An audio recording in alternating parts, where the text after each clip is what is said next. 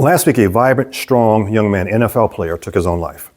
Before he did it, he simply said goodbye to the people that he loved. What I want to share with you in this video, and this is not a video that anybody wants to hear, probably you don't even want to see it.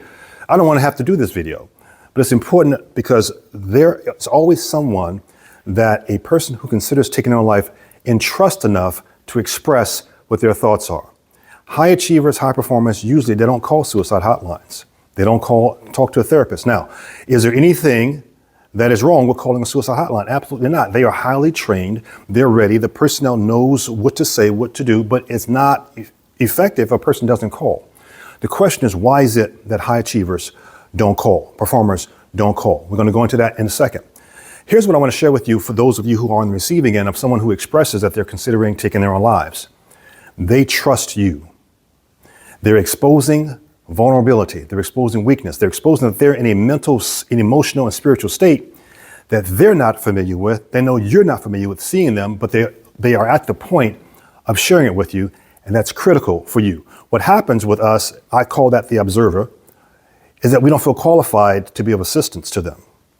And we're not qualified to go into the depths of what they're feeling, but our caring qualifies. That's why they express this. Now, let me share with you the frame that someone who's considering taking their own life is in. Now, I'm going to go do this real quickly, then I'm going to do a little training at the very end. I'm going to keep the first part short. You have to understand, first of all, if you are not able to see a circumstance in which you would consider taking your life, it's hard for you to be able to dig into the depths of how they feel. So there's no need to do that. What you have to be able to understand is called the law of polarity. Law of polarity simply says that opposites exist. Wherever state of mind we're in, that exact opposite exists. Here's the example to help you understand the frame that they're in. You have to be able to understand the frame that they're in to be able to see the screen, the perception, the lens through which they're looking. For example, we feel that life is short. How does someone contemplating taking their life feel about life? They feel that life is too long and too painful. Because we feel life is too short, we don't know which day we're going to die. But we do know that we're going to die on a day that we lived through before. We don't know whether it's Monday through Sunday, we don't know. But we do know we lived through the day in the past. What is it that someone who's considering taking their own lives understands or knows? They know the day they're going to die. They know the day they're going to do it. Now, that is critical for you if you're on the receiving end of them expressing thoughts about taking their own life. Because there's only one thing you have to ask them to do is choose one more day. To give themselves, give you time. Now, if I go through these 5 steps, you're going to be able to understand what I'm sharing with you. Now, here are the 5 steps that someone who's considering taking their own life goes through. This is high-performing personality. Now, I discovered these almost by accident, but I've had 4 people that I personally knew since 2010 that have taken their own lives. Now, the first is thought impulse. Something happens. Second step is contemplation. Third step is expression. Fourth step is resolution. Fifth is they take action. Now, thought impulse, we don't know what they're thinking. That is internal. Contemplation, when they begin to think about it more, is also internal. Here's the question. At what point would somebody call a suicide hotline or go see a therapist? Is that contemplation? It's when they're thinking about it. That's when they would usually call. Thus, when they get to step 3, expressing it, they will gonna express that they're considering taking their own lives to somebody that they know cares about them or someone that they care about. Thus, they're entrusting that person with the exposure of their vulnerability. That's why when it gets to the point of them expressing themselves, they will not at that point usually call a suicide hotline. They will not call and talk to a therapist for themselves. But they've also done you a favor. The challenge that we have as the observer, the person on the receiving end, doesn't matter whether you're a parent, doesn't matter whether you're a coach, doesn't matter whether you're a friend, is we immediately feel inadequate to be of assistance to them because we feel that we have to know the details and the depths of what they're experiencing. We don't. There's only one thing that we have to know how to do, and there's only one thing that they are expressing themselves to us, for us to do, is that is care enough to take action. I'm going to share that with you when I do this training in a few seconds. The other challenge we have is that we think that when someone expresses themselves, they're going to take their own lives, that's step 1. They came up with the thought and decided to express it. No, that's step 3. They've already thought about it. They've already contemplated it. And now they're at the point of expressing it, letting someone that they care about know where they're headed.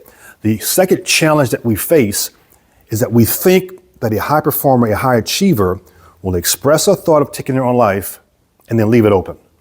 High achievers never do that. They will never leave something unresolved. They will always make a decision. They're going to resolve, which is step 4, either to move forward or they're going to resolve not to do so. If they resolve not to do so, that's the end of it. You won't hear about it again. If they resolve to move forward, then they move into step 5, which is taking action. Whenever everyone has a parent. When a young person, especially vibrant, strong, has a bright future, takes their life, it puts the parent, it puts everyone that knows them and loves them, but especially the parents in a crisis of forgiveness. I'll go into that in a second, but those are the 5 steps: thought, impulse, contemplation, resolution, expression, resolution, taking action. Now, what is it that you can do? The only thing that you need to do is one thing. It is shifting what you don't know and what they know, which is the day they're going to take action, if they decide to move forward taking action on it. So the question to ask them is, how long have you been thinking like this? When do you plan to make a decision? Now, we are afraid to ask them when they plan to make a decision. But the fact is, they know when they're going to make a decision. And when they express it to us, when they tell us, we have to accept that as real, factual, take action on it immediately. So the question is, how much time, you ask them, how much time can you give me? So you find the solution, find someone that you can talk to, how much time are you willing to give me? And if they give you a time, you know how serious they are. It's not just some idea floating. The answer you want when you know that they resolve not to do it is a response that is emotional, passionate. It's a rebuttal that's emotional, passionate, with reasons. Now, I would never consider doing something like that. I wouldn't do that to my mother or do that to my cousins or do that to my brothers. It has to be reasons that they express to you that involve someone else. Why? Because there are achievers that get up every single day. They go through depression. They have suicidal thoughts on a consistent basis, but don't act on it because of someone else. They would not do that to the people that love them. And when someone who is a high performer expresses to you that they're considering taking their own life, we have to change their frame of reference from themselves to the people that was going to miss them. Everybody goes into a crisis of forgiveness because when someone takes their life, the ball player, and I'm not going to mention his name because I respect his parents, it doesn't matter who it is. The people that love and care about him or her did not give the opportunity to express it to him or her because they're gone.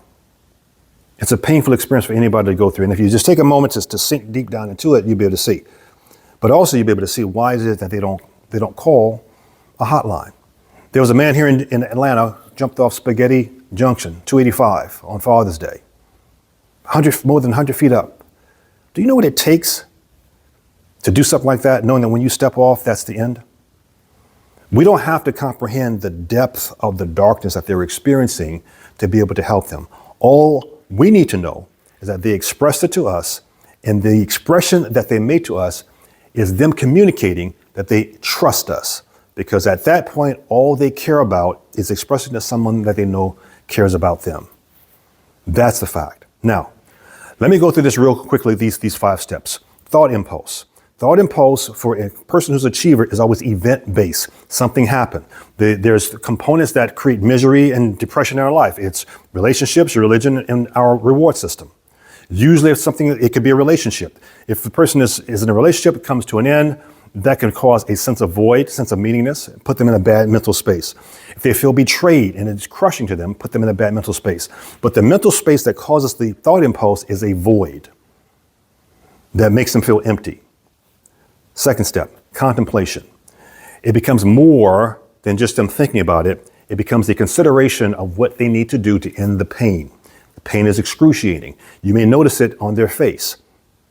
Third step is they finally express it. When they do that, that's the first chance that you get to know where their head is at. That is the opportunity that we're given to take action. Now, what can the action be? The action can be asking them to give us more time Can they give us time to find a therapist? Are they willing to talk to someone, on a suicide hotline? But they don't call a suicide hotline for themselves. It doesn't happen. It just doesn't happen. They will express it to someone, step 3, and they will make a decision after that. And if you understand that, you're qualified because you only have to ask them to give you more time. Choose one more day. Question is, does one day make a difference? It makes a huge difference. Huge difference. Question, do you know more now than you knew 3 or 4 years ago? Yes. Did you have a problem 3 or 4 years ago, even 2 years ago, that you know the solution to right now? Yes. What does that mean? That whatever a person is experiencing, the question is there a slight chance that a year or 2 years from now, what they find agonizing today can be resolved? There's always a chance. Now, that's the law of polarity. Let me share with you a fundamental that applies to, doesn't matter who it is, it's a universal law. Ecclesiastes chapter 9, verse 4 says this: there is hope for whoever is among the living. Because as long as you have time, as long as you have life, you can resolve whatever you're experiencing, because there's nothing that we experience as humans that is unique to being humans today. Doesn't matter what it is. Doesn't matter whether it's social media, doesn't matter whether it's a betrayal in a relationship, doesn't matter. It takes different forms, but we've already experienced it before.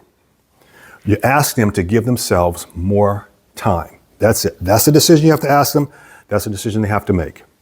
Number 1. Now, an achiever, if you ask them something, if they give you a coddling or comforting response, that is not an acceptable response. It has to be emotional, passionate, it has to be a rebuttal, and they have to give you reasons why they will not move forward with something that they just expressed to you. It has to be. It has to be strong. Then you're in a safe spot. If they give you any other type of response, it's to make you feel comfortable. And they will move forward and they make a decision that puts you in pain for the rest of your life.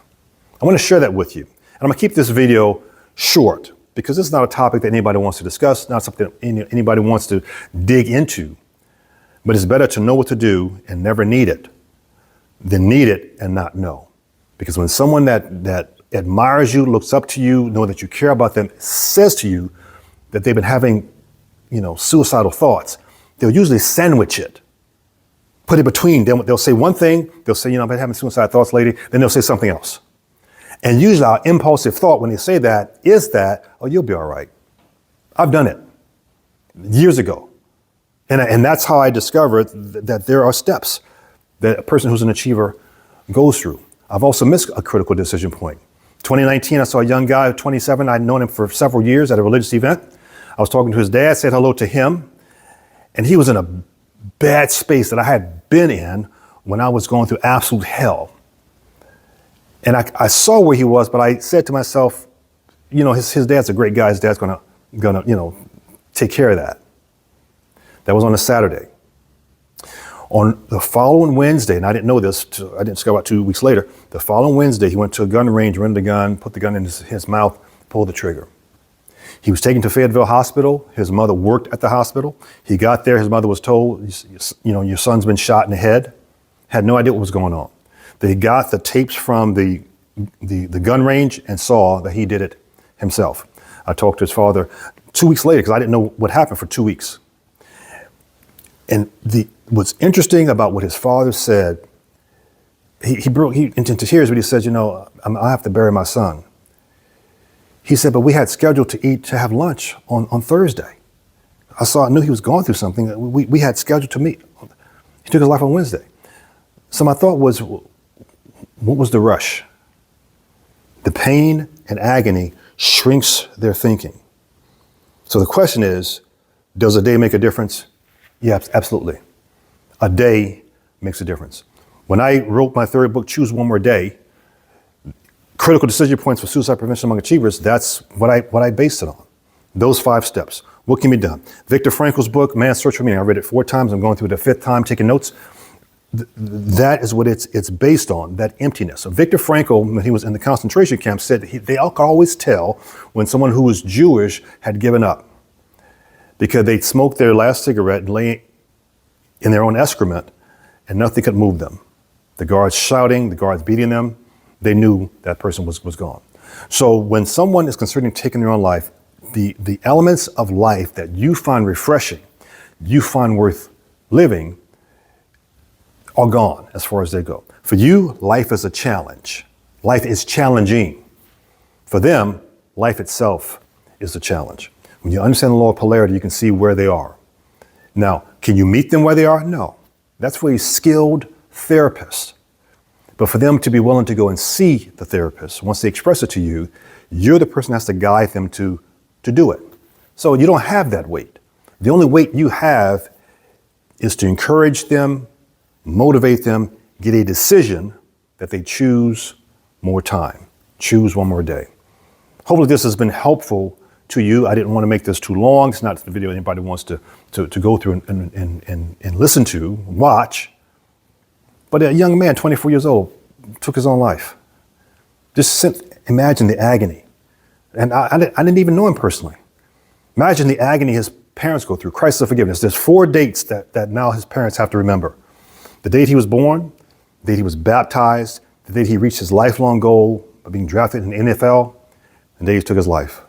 Puts the parent in a crisis of forgiveness. Hopefully I've shared something with you that you can be able to apply immediately, because you have the power. When someone expresses to you that they can consider taking their own life, you have the power to direct them, to help them, to make a decision to get the help they need. But to get the help they need, they have to choose to give themselves more time. Be specific about it. Don't let it hang out. Don't let it hang unresolved. Make a decision immediately. That's the thought I want to share with you, and I wish you all the blessings and success you deserve.